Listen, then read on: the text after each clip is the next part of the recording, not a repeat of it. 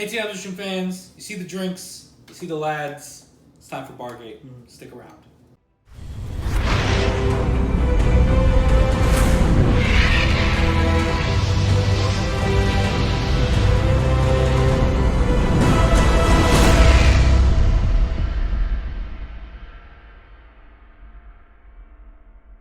Hey, Team Absolution fans, it's the captain here, joined by the champion bringer himself and the Irish God. This time, we're not in my bar. We're actually at Ryan's bar. It's close enough to it anyway. Welcome to my humble Eden. It's time for another Bargate. So as you know, Bargate is our discussion style video. It's the homage to Damage Check. This is the first time they're on it. Hello. But it will not be the last. I feel special right now. So it's a discussion. It's like the old style Damage Check. But this time, just tangents. With a general focus.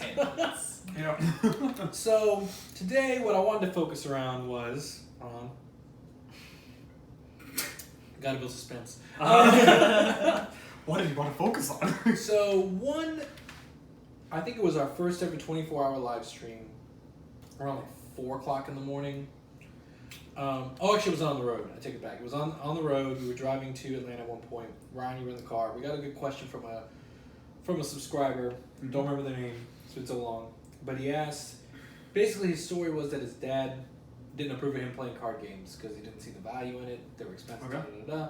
And he asked if we had any persuasive arguments about what he could tell his dad to help alleviate this so he could continue playing card games. Of course, he played Card Vanguard at the time. So, Okay. this video's gonna start for you, my guy. This is for you. So, when I want to years in sit the down, future. Years in the making. what I want to discuss today, or start off discussing at least, is do card games teach us anything else outside of the mechanics of the game itself? Are there any lessons to be taught in card games? Not just Vanguard. This goes to, because I know you have a background in Yu-Gi-Oh! And Magic. Mm-hmm. You have a background in pretty much any card game because you had to because you worked at a card shop. True. And of course, I have a background in Yu-Gi-Oh! Before this. And a bunch of obscure card games like Shaman King. Only the best of card games. So you walk into high school. Does anybody here play Naruto TCG? Dude, I had 2 friends who did. Wow. That was the entire Naruto TCG community right there. And we were in North Carolina, you bet it was. Oh, yeah. Oh, my God. Regionals, just those 2 guys playing each other. Round 1, round 2, round 3. Best of 7. The real competitive format. Alright, so I'll start off with you, Ryan, because I don't know if you remember, what you talked about, which I really liked, was that Vanguard taught you how to, or no, card games taught you how to accept defeat. Do you want to touch on that a little bit? Because I remember you bringing that up that day, but I wanted to reopen that. That is definitely the main lesson that I've learned from card games is how to accept and learn from defeat. I've explained in tournament report videos and on damage checks and other live streams, videos of probably multiple times, is this is a game. There is one definitive winner and a loser, and a lot of people don't know how to lose, especially not gracefully or sportsmanlike, and really take something away from from the game that you're playing. I mean, really, one of the most valuable lessons for people is that there are winners and losers, but you can still learn from loss. And I mean, sometimes you're just going to get run over, and there's really no use feeling bad about that. I mean, just a little bit earlier, we were playing some Mario Party, and I'm sitting there doing what I do when I play a game, analyzing the game, figuring out the rules. How can I exploit them? How can I win? What's the dominant strategy? What do I have to do? How can I work against my opponents and make my opponents work against themselves to try and increase my chances of winning? And at one point I just calculated, I just lose now. Oh, that's fine. It's just something that happens in a game is you just lose. It's true. And especially, this is a hard lesson for a lot of people. You're not going to pick up a deck and just start winning if you don't know how the game works or who your opponents are or how their decks work. It's very hard. It takes a lot of practice to get to the point that you can start winning and start winning consistently. And I think a good sign, just to branch out that, because it is a tangent check, branch out, any deck that you can pick up and win is the signal of an unhealthy format. I think. I would agree with that. Any deck that you can just pick up and instantly beat any Yeah, other just deck face with, people. with only barely understanding the deck. And you know what deck I'm thinking of already. Uh-huh. She shouldn't exist in a format. Ancient dragons. Exodia. I think the antithesis to that comment is Exodia, because the literal only thing you have to do is pick up 5 cards. I was and thinking maybe you win Chainburn, the but game. sure. Chainburn, yeah. Also that Hey one. man, Chainburn's a complicated deck. I also like Solitaire. Also, it's a fun game. It's on my computer. I'll leave You know what's not on my computer? Card Keith, Fight what game. about you? Okay. Anything you want to say in regards to that? Or? Oh yeah, actually I'd like to build on what Ryan was saying with his point, because I think a really great lesson that I learned for card games, and I think you guys might appreciate it as well, is that you can make all the right decisions and Absolutely. still lose. That's true. And I think that is such an important lesson to learn from card games, and it's very, very applicable to everyday life. 100%. It doesn't matter, you could play to the best of your ability. You can be like as airtight as possible when it comes to your plays, and you can still just lose the game, because unfortunately there is a level of probability and chance. And I And think your opponent. Yeah, that's right. Yeah, and I think, I was about to say the exact same thing. I was going to say you can commit no errors and still lose. Exactly, yeah. There's a great episode of Star Trek that says that. Yeah. Where he's like, you can commit no errors Uh-huh. and still lose without weakness. That's life. Mm-hmm. Yeah. And that's very true. I think that's probably between learning how to deal with defeat and Mhm. understanding that you can only control the things you can control, but you can't control the things you can't control. Exactly. And accepting that and understanding that eventually the dice is going to land where it lands. You're going to win or you're going to lose. You can try your best and still lose, but that's okay. Mm-hmm. That's right. Because sometimes I think what's really nice about that is the inverse can be true as well. That you can commit mistakes and still win. Yeah, Yes. that's right. Uh-huh. That's Card Fight Vanguard. Uh-huh. That's the like. If there was a tagline for this game, you can commit mistakes and still win.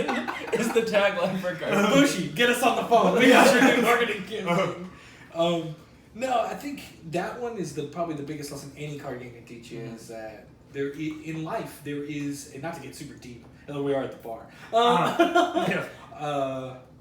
In life, I think that there is a certain level of luck. Mhm. Things are going to happen to you and stuff like that you could never predict it or control. Mm-hmm. You don't know when he's going to check the crit. You can't predict the 6 damage heal. Yeah.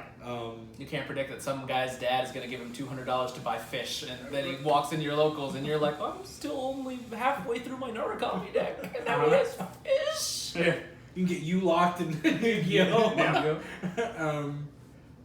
So it just happens. I think that those two are big ones. For me, one of the smaller ones is, it seems really weird, but like small level math and logic puzzles Uh-huh. really come into play with card games, because you have to understand how cards react with other cards, which are all basically logic puzzles, right? It's all about understanding if this, then that, then this, then that. Mm-hmm. And I think understanding that is a great problem-solving skill Mm-hmm. to understand in complex situations. I think another great lesson that really takes off of the point I was making earlier is, I have a saying, I don't know if it's my saying or where it came from, or if, the guy who taught me card games gave it to me, but it's, you're going to lose your first 100 games of any game you play. Mm-hmm. Of any competitive card game, maybe competitive games that extend into things like Warhammer. You're never going to play 100 games of Warhammer, but... Probably like 85 by the time you're done playing 100 games of Warhammer. You've been painting that entire time. That's what you've actually been doing. Mm-hmm. But you will lose your first 100 games. It's basically ramming your head against the wall until you finally break through. Until you finally figure out what it is you need to do to start winning. And that's, of course, if people aren't teaching you, if you're not watching excellent gameplay videos from your favorite YouTubers. Mm-hmm. That's, if you're not talking to your friends and running hypothetical situations and, logic puzzles like, well, if I run this, then how will my matchups be? Without all that, it'll probably take you about 100 games of barely knowing the rules and then just trying to bang your head against the wall to start consistently winning. And there's, I wouldn't say a caveat, more like a tangent or a corollary. There's a corollary to that practice makes perfect.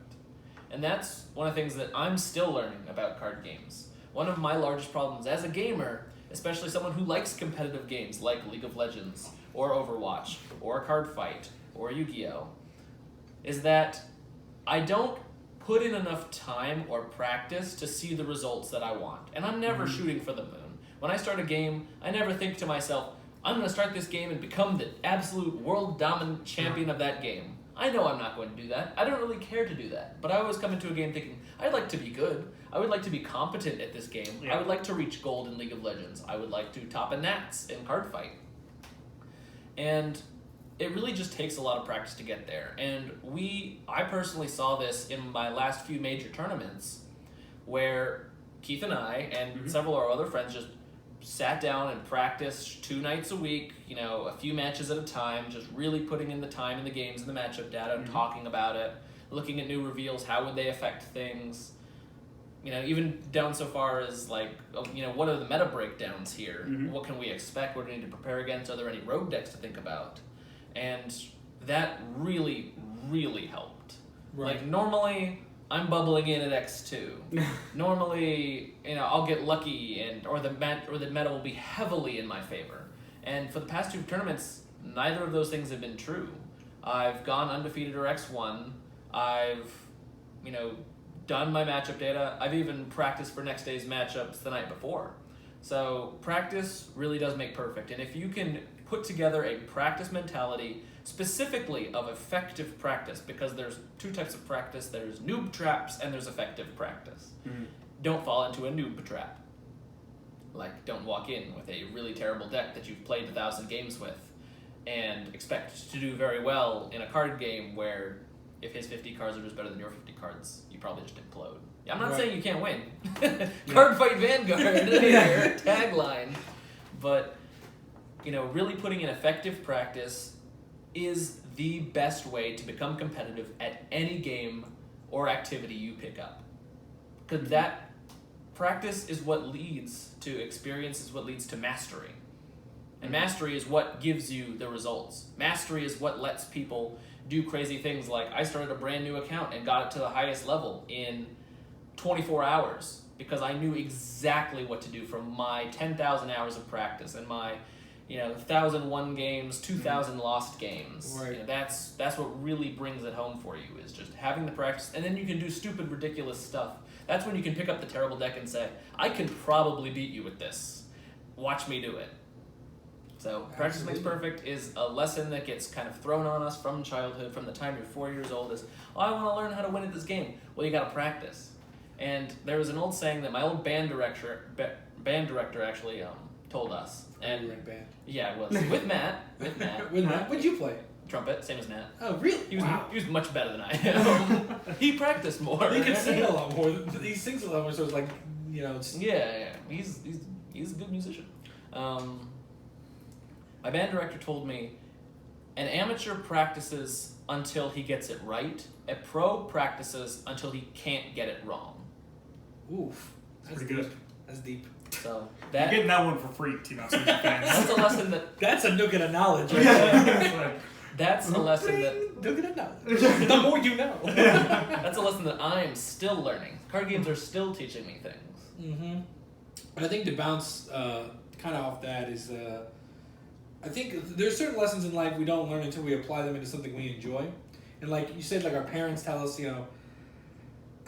like practice makes perfect. But until you have a chance to adapt something like that to something you actually enjoy, like a game or something like that, then you're never really going to learn the lesson.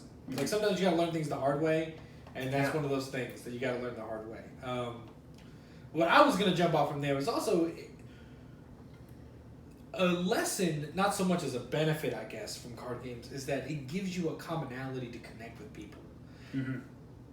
We'll probably spend an entire other video talking about the kinds of people you could meet in that situation, and whether that's a good thing or a bad thing. But it could be a whole series, let alone an episode. But that being said, I wouldn't have met you or you without card games. Mm-hmm. And it provided us a common ground. And we are very different people outside of card games to a certain degree. We have different interests. Some of them overlap as well. But, we're different fields of study. Like, it's very hard to believe that we would have intersected had it not been for card games. Exactly. So it provides you a level of something to connect with people. Mm-hmm. And as you get older, it gets a lot harder to connect with people. That is I was just about to say the same thing. There's a lot of talk on the internet, a lot of memes, a lot of Twitter questions, like the real miracle of the show Friends is that they had so many friends in their 30s. They are all incredibly different career paths, have absolutely no connection whatsoever, except a few of them know each other's roommates and they meet at the same coffee shop every day. Right. Like, that's it. So you have to have something with which to connect to people, or you never will. And, you know, connections with those people fade, but now that I have Vanguard, and I'm pretty well known in Vanguard, and I made a lot of friends from Vanguard, now those friends have friends that I can connect with, and I can go to new events and meet new people, make new friends. And it You're just our keeps growing and friends. growing, and you guys are our friends. Yeah. Some of you guys have become our friends just from watching our videos. Because of card games, our network continues to grow and grow and grow and grow and grow. And we can interest other people in growing the card game, as the card game encourages us to grow our social networks. Right. So, with that, basically that's the benefit of a hobby. Right. Is that you now have this automatic common ground with other people, and you can use that as a jumping off point. So I no longer need to, you know, walk up to Jose on the street and say, hey, we probably have great, you know, personality chemistry and we would be great friends. But if I have nothing to start a conversation with you about, It's not even going to happen. we're just going to be ships passing in the night. Right. Unless we have a class together or something like that. But even then. Then that's common ground. Yeah, right. Yeah. Absolutely. That's the thing. This is like, you know, there's one thing when you're a kid and you just have like no reservations, whatever it is. You just walk up and you're like, "Hey, you like trucks?" And the person's like, "I love trucks." And then you guys are best friends, and that's that. Right. But it's, you know, there's the reservations that you have. You know, there's like, am I going to disappoint the person? Oh, they're going to think I'm stupid if I like da da da da things. So you might hold back on stuff. But if both of you show up to a card fight event, probably You're both both enjoy already- a card fight. You know, it's I think both- I'm fairly safe. Unless you're Alston Shield. Yeah, that's right. Unless you're Austin, yeah. I hate this game. Yeah. Would you like to play? Yeah. Love you, Alston. Uh, No, it's a thing. So what I want to take to the next point here, what I want to jump off from here is to think of yourself as when you were that kid. Did your parents have any issue with you playing card games? So, I have a very fun story. oh boy. When I was... Should I tell the when I was 10 and Yu-Gi-Oh! Was frowned upon story? Or should I talk about like the high school I got back into Yu-Gi-Oh! Story? Either one, but the one that frowned upon seems to be more on topic. Yeah. I mean, that was just for religious reasons. They didn't like the whole summoning and the demons and the whole thing, and eventually... They were fiends. Yeah, that's right. Someone's bees. skull, not him. The magicians were the really bad part. Yeah. I can't fix him. Harry Potter is the devil. You joke. Yeah. You joke. Yeah. You're not wrong. Yeah. In any case, it took me saying that all of my friends have this common ground that I am specifically excluded from by you, and that's not okay. And now granted, not all of you have the benefit of having reasonable parents that can be talked to, and in some cases parented, as I have had to do in my life.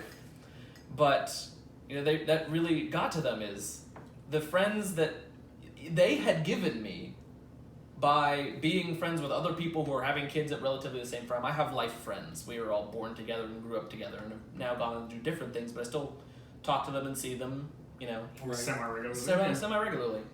And they had a hobby that I simply could not have, not because I didn't want to or simply wasn't capable of it, because my parents made rules that excluded me from it. And they saw that this is a bad thing to do to your child, so I'll let up, under supervision, of course. And I'm Right. like, that's perfectly fair. That's totally fine. My dad started watching the Yu-Gi-Oh! Show with me, started playing the game with me. Again, not a luxury that everybody has. Right. But he began to understand it and think about it and apply his problem-solving skills to it and ask questions and become interested. And so I was able to create common ground with my parents to help them give me common ground to my other friends to then Right. grow me socially. And that's that story. The other story is getting back into it. There were people who played Yu-Gi-Oh! At my school with Matt. Matt is the one who convinced me to start playing Yu-Gi-Oh! Again, because I'm like, because Matt and I have always been, I wouldn't say always, I would say for a long time we have been close friends, and we were some of the only people we knew that were going to this high school, so we stuck together. Right. And we're in classes together fairly often, I think. So we had a connection to work off of. What really sold me is Matt's kind of a stubborn guy sometimes, so he was like, these guys are playing Yu-Gi-Oh! And, he's kind of like, Ryan, should we play Yu-Gi-Oh? And I'm like, I don't know, do we want that social stigma in high school? But also, we were upperclassmen by then, so it kind of didn't matter to us. We were also already nerds, Whatever. so it didn't really matter to us. And Matt brought in his cards one day, and I'm like, so you convinced Matt to do this? All right, I'm game. I trust him. So I'll bring in my cards and we'll play it out. I'll bring in my 120 card deck and we'll have a party. Similar story as exactly Matt's. similar story. What about you, Keith? So I guess I got two stories in relation to that as a kid. The first one, which I think is very applicable, came from my dad. And it was the fact that card games are an expensive hobby. And when you're a kid, you're not exactly making your own money where you can pay for stuff like that. And it was always the case of, you already own cards, why do you need more cards? Why don't you just play with the cards you have? And I was like, but you don't understand. I need the new ultra rare Jinzo tin, or whatever it was at the time. Yeah. How am I ever gonna get Jinzo? Yeah, that's right. No. He shuts off the trap card. Yeah. No more So trick, good. Dad! No more trick! Yeah. Holy treat. And we broke Jose on that one, yeah. If you ever guys want a really funny image, just look up poorly drawn Yu-Gi-Oh cards. That's like a meme, and one of them is Jinzo, and it's only it's like a poorly drawn Jinzo, and under effect it just puts no more trick. If everyone is Karibo, where the name is just Nope, and the effect is maybe next time. That's so great. Alright, go ahead, sorry. But yeah, so it was that aspect of things, which I think, ultimately was a fairly fair stance to have No, absolutely. on stuff, because card games are, just a sunk cost when you invest in them. You don't expect to make any money back from your cards, like you can. Yeah, that's Ryan and stuff like that. But by and large, you expect to take a loss when you invest in these games because you're just buying it for your own enjoyment, Right. And at the time, it was just like, well, yeah, why does this kid need any more cards? Excuse me. He's already got cards. What's the fundamental difference between the new ones and the old ones? And obviously with card games, there's power creep and all that good stuff. Something that Keith's Irish father does not understand. I did not go into the intricacies of the meta with my dad. He just shows up in a suit in front of his dad, let me explain to you power creep. Yeah, As an 8-year-old. Yeah, it's like- pulls out his vault. Pulls out the yardstick. Yeah. We're just gonna have the stocks picture. The only way to stop the power creep is with this tin. The Jinzo's the answer. Go ahead, I'm sorry. But and then another great one was that I, for the longest time, did not play cards. I might have just I collected them for a little bit and had that, but you guys have to remember that from the many times I've told both of you stories, and for the fun viewers at home, that I grew up in Ireland. And as maybe some of you might know for our European viewers, is that Irish schools were a lawless land. And anything that could be used against you can and will be used against you. So if it was slightly nerdy or anything like that, you were going to get reamed alive for doing said thing. So the only things you could do were, as I've told Ryan many a time, play soccer or fight were your two options. It was just Welcome to Thunderdome. yeah, it was the Thunderdome, except it was a bunch of small children. Lord of the Thunderdome. Yeah, that's right. Lord of the Thunderdome. Welcome to the Dimsdale Thunderdome. Oh no, the Thunderdome. Yeah. It's just instead of a restart, it's just a really long hand path going out this way.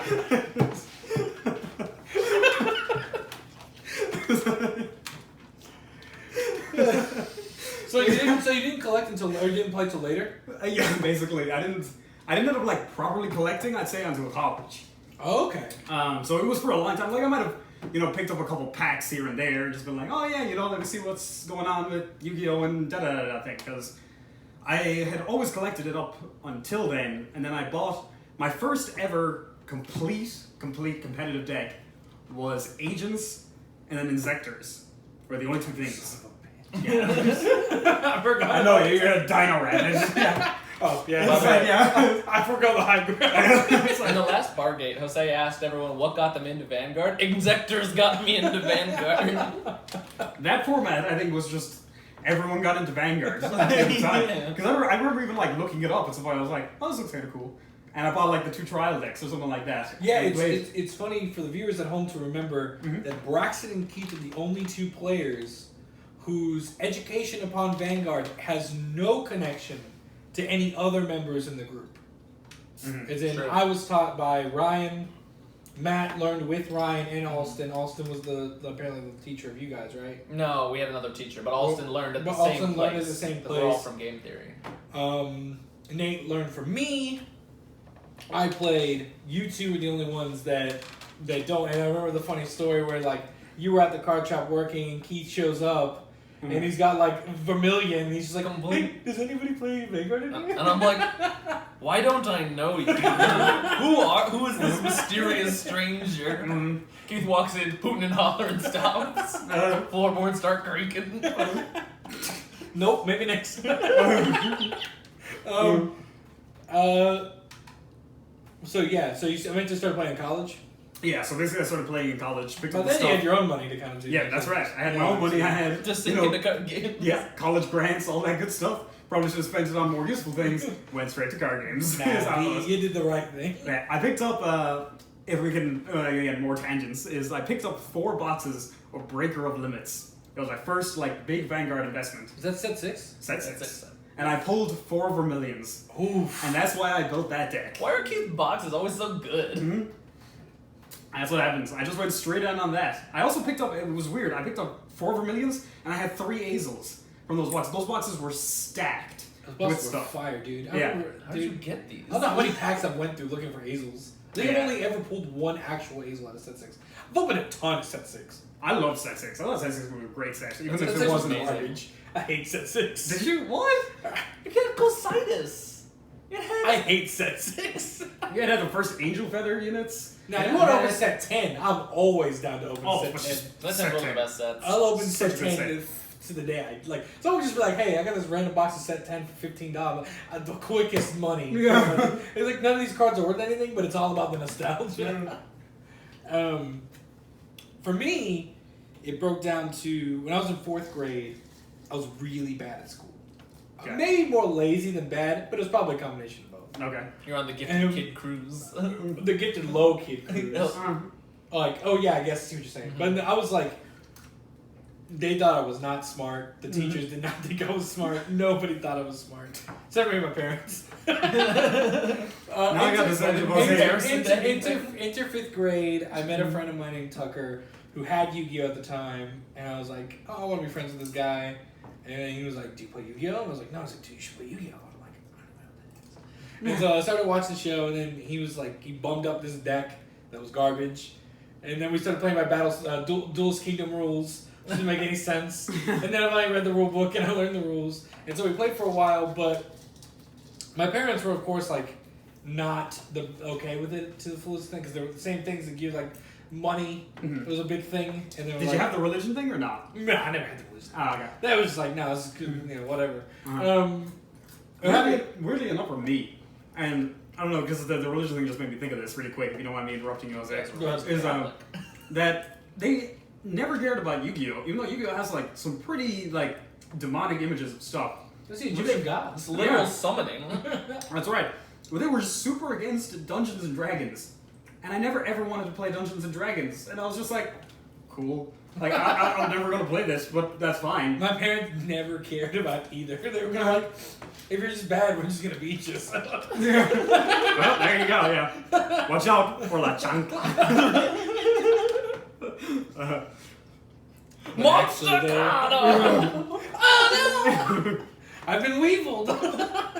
So, but I met him, and then like the weird thing is my parents saw like a stark increase in my grades to correlate with whether it was the practice of reading the cards or the practice of like doing the quick math. That like Quick maths. quick jewels just became like school at the time just became a breeze, and then that also led to me like wanting to buy Shonen Jump because like at that point like I hated reading. And one day I was like, Mom, can you, like, my same friend Tucker, we were playing Yu-Gi-Oh! I was like, oh, I started getting these books, these Shonen Jumps that had, like, original Season 0 Yu-Gi-Oh! Which at the time we just thought about the card game. We started reading these, we were like, Yu-Gi just set this guy on fire. I haven't seen a single monster yet. Was the monster Yugi all along? I gotta read the next issue, I gotta know!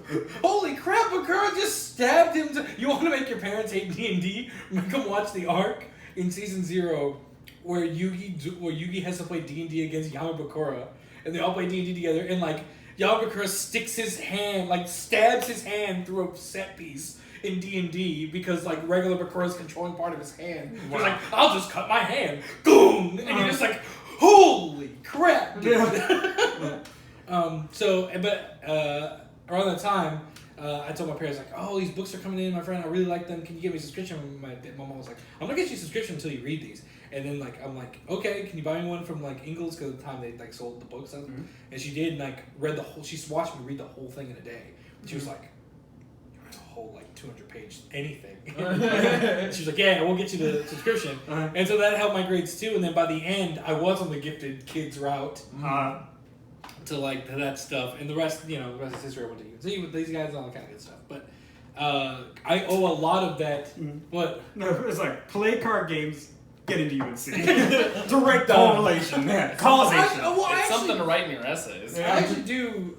I personally think that card games had a huge impact in how my education went. Because without it, I don't think I would have ever, like, cared. Or actually, like, cared to work on the practice thing. The card games was practice towards stuff that at that age I did not have practice in 4th and 5th grade. More reading, more basic math skills and stuff like that that I could build upon. So that helped me. And then, but my parents, the money issue was only the ever issue. But then, as like they saw like results, they were kind of just like, okay, we'll keep funneling some money in. But granted, it was more like better than taking you to the mathnasium. You can have like a pack every once in a while, and I'd be like, Pharaoh's servant, please something good. Poopy rare. Where is all rare? Not a Jinzo. More trick. Which is really funny because we can talk about this in the next. We'll talk about it another time actually, because I didn't learn about competitive like card games until I went to college. So like, I'd open a pack and whatever card seemed good against my friends, I played that card. Isn't that a Tower of Babel? Let's go. All right, I got a question for you guys. What was your ace in the hole with your trashy deck as a kid? Oh. What do you got? What was your card that won you entirely too many games, even though it was hot garbage? When I first started playing, you can't use something like Jinzo, because obviously like Jinzo's a good card, like it's fine, but Parasite. Really? I mean, keep in mind, this is when I had 9 cards to I'd opened one pack, and I opened the super rare Parasite, and I would play like 10 card duels against my friends because they gave me like the staples. I mean, like they gave me a Monster Reborn and a D-Spell. Go. So I played like 10. Not even an MST D-Spell. Do we even have MST yet? We're talking Pharaoh's. Ultra rare Magic Ruler. Yeah, it was an Ultra Rare Magic Ruler. That's where it came out. Pharaoh's Servant. No, I opened Metal And Raiders. excuse me, Keith, it's Spell Ruler now? Oh, excuse me, yeah. Well, actually. It was Metal Raiders. I opened one pack of Metal Raiders because I liked the dude on the front, and I opened the dude on the front, but he was like a common or something. I don't know. It was Black Soul Dragon on Metal Raiders. Was it? Anyway, I opened like and they all had Yugi in the front of those ones back in the day. Yeah. I opened like Steel Ogre Grotto #2. And Overdrive and Parasite, and that's what was in this pack. And I got a D-Spell and Monster Reborn. And so I would just find a way to like get Parasite over to my opponent and then like stave them off with big defensive dudes until they died. And then they're like, we want to trade for this card. I'm like, great, give me a Dark Magician of Blue Eyes and give me the show cards. I want those. Give me these. Wave Motion Cannon. Ooh. Was that banned at one point? Was that the one that did 1,000 damage or something like that? Spell counter had on it. Yeah. Yeah, eventually it got banned. Yeah. You could do it entirely too easily at one point. Just turbo it out. Wave Motion Cannon. I was thinking of Mass Launcher, I think. Oh, Mass Launcher did it. Yeah, that was like the 400 damage for treating something. Yeah. And you could just like endlessly loop that. But I give a credible shout out though. when Heroes first came out, like the Lost Millennium, like just Bubbleman, not Bubbleman, Avion, Burstinatrix, Clayman, Hero Signal, Sparkman, and Flamewing Man. Like I played that. Oh, like the trashy hero deck. Yeah, like yeah. I think like Rampart Blaster was the best thing. Like, Oh, well, that or God. Flamewing Man Yeah. was an ultra, which I actually had. Yeah. But Thunder Giant was okay. It's just like pop a dude. I'm But... trying to think if Thunder Giant was out in the Lost Millennium or not. I think he came out in the set. Oh, was he the one after it? I think he came out after it. I think only Flamewing Man was in the Lost Millennium. Oh, I also played a ton of Wing Creep. I love GX, and dude, I love Jaden. The big old bop. Speaking of that, when I actually had and I actually got some cards together, but it was still crappy. XYZ Dragon Cannon to be the antithesis to you, of course, with Chaz. I did play XYZ Dragon Cannon. That was probably the best thing I could come up with. It wasn't like Blue Eyes. There it is. Wait, what about you? You didn't have any trick because you didn't start playing through college, right? Or did you? Well, I had like a couple at the very beginning, and I would say the one. So, as far as degenerate decks go, I think a lot of people, we have friends that really like combo decks. That are like all about it. Like Jorge really loves himself like a really good interactive combo decks that just like ruins an opponent's day and he just gets to do his thing and that's the end of the thing. Right. My favorite degenerate thing to do is prison lockdown on my opponents. Just say, you know what, you can't do anything right now, and I'm gonna do everything. This fun's a zero-sum game, and I'm gonna have all of it right now. So, Why are you so mean? yeah. This man over here with the Zectors later in life. We should have known. Yeah. And the thing that I had that everyone hated for like this very short period was, I don't know if you guys remember the card Chain Energy. And Chain Yes. Energy was a continuous spell card that every time you played a card, you had to pay 500 life points to pay that card. Oh And I would just like dump a bunch of like control stuff and like multiples of those, and just sit there and be like, "You're gonna kill yourself playing on the card. What you gonna do?" What's it gonna be? That's right. Yeah. My friend Andrew always, because I always beat him really hard, really fast in Yu-Gi-Oh! He would counter it with self-destruct button all the time. Great. Kira Queen, that's we played against each other so much, and he just knew that I would put him down to low so quick that he would like immediately like have like 3 self-destruction buttons. Back before like it was banned, because it's banned now. Yeah.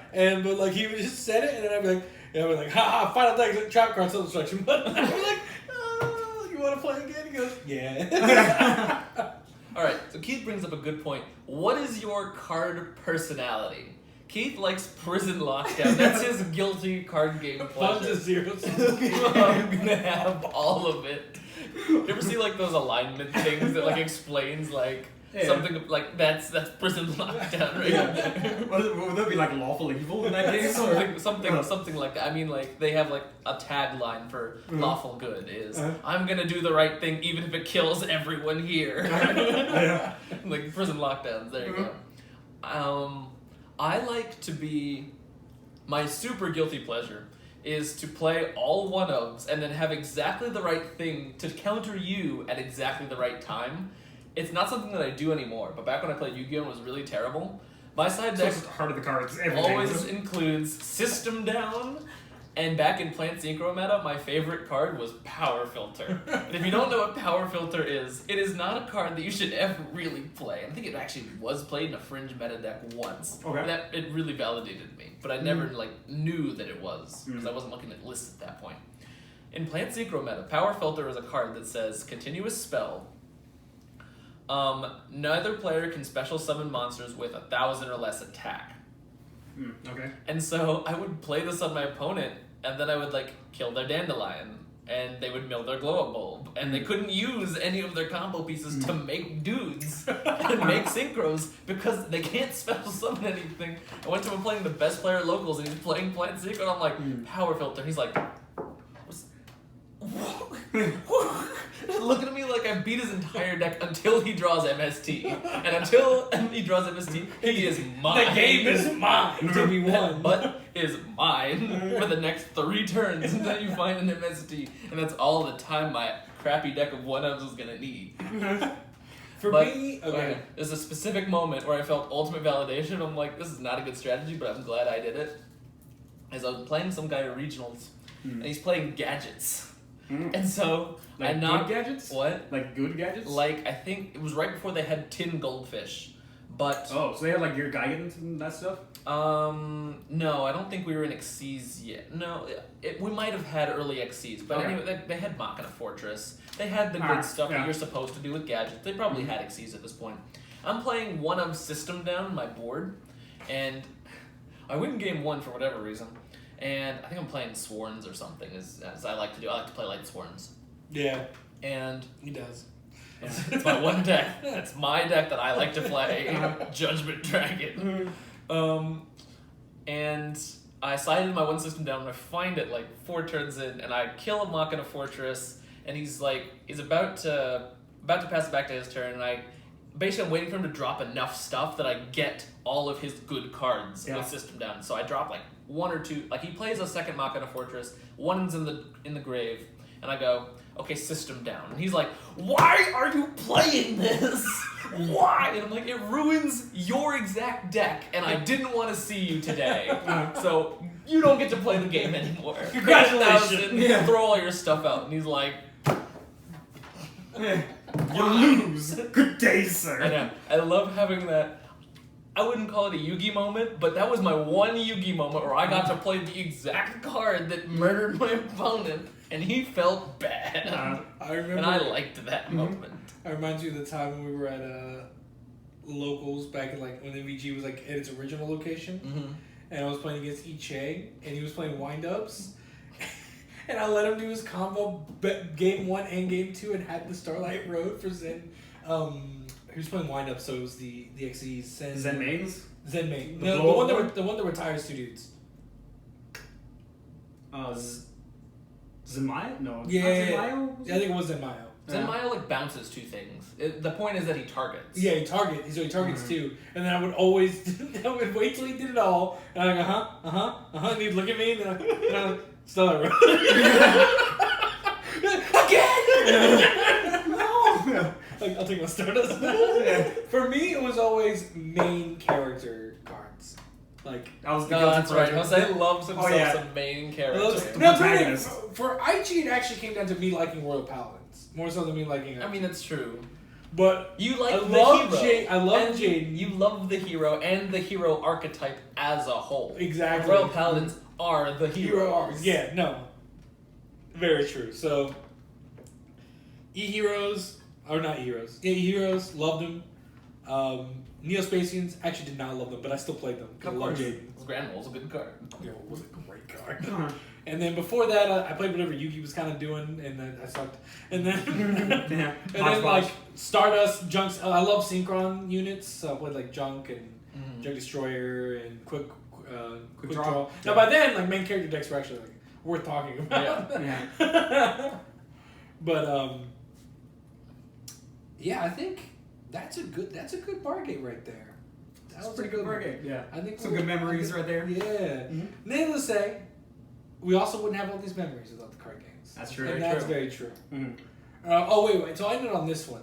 Another great lesson to remember for the parents, if you're trying to talk your parents in or all that kind of stuff, is that if you're playing card games, you're not doing anything they'd rather you not do. That is absolutely true. People, so here's this goes back to the very beginning about what do I tell how do I convince my parents?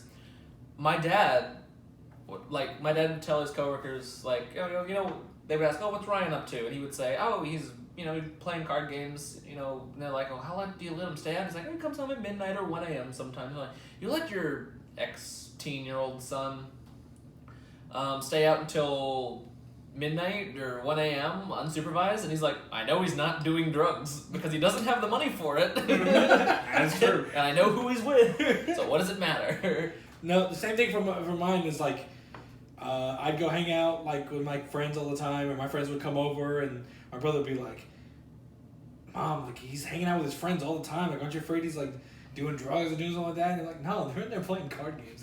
That's all their life revolves around is who's gonna win the next match, and it'll probably be Jose. Well, it's funny though because eventually, like all my friends had like character archetype decks.